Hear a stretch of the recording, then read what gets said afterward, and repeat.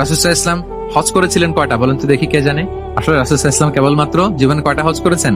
একটা হজ করেছেন, 4টা উমরা করেছেন। যেহেতু একটা হজ করেছেন, মানুষের অনেক ভুল হয়ে যাওয়া তো খুব স্বাভাবিক। ফলে 10 জিলহজ, যেটা ভেরি হ্যাকটিক ডে, একদিনে অনেক কাজ করতে হয়। তো রাসূল সাল্লাল্লাহু আলাইহি ওয়াসাল্লাম জানেন আজকে তো অনেক ভুল করবে।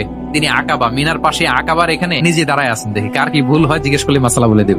সুবহানাল্লাহ।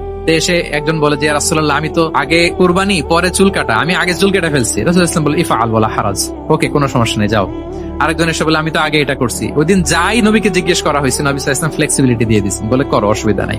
তো ওই যে দাঁড়িয়ে তিনি মাসালা বলতেছেন, পেছনে ছিল ফাদল ইবনে আব্বাস, ছোট সাহাবী, তরুণ। তো খাসাআম গোত্রের এক নারী আসছিল একটা মাসালা জিজ্ঞেস করতে, and she was a very beautiful lady, বেশ সুন্দরী ছিল।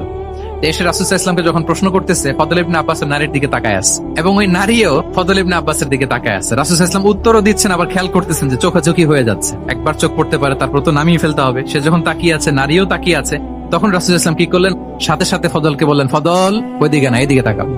এটা সরাসরি হাদিসের অনুবাদ করে শোনাচ্ছি, আমি বুখারীর হাদিস। ফদল ইবনে আব্বাসের চেহারাটা রাসূল সাল্লাল্লাহু আলাইহি ওয়াসাল্লাম ঘুরিয়ে ফেললেন যে, ফদল ওইদিকে তাকানো যাবে না, এদিকে তাকাবো। ফদল রাদিয়াল্লাহু তাআলা আনহু নিজেকে সামলে নিলেন। এভাবে তিনি কেউ ভুল করলে শুধরে দিতেন।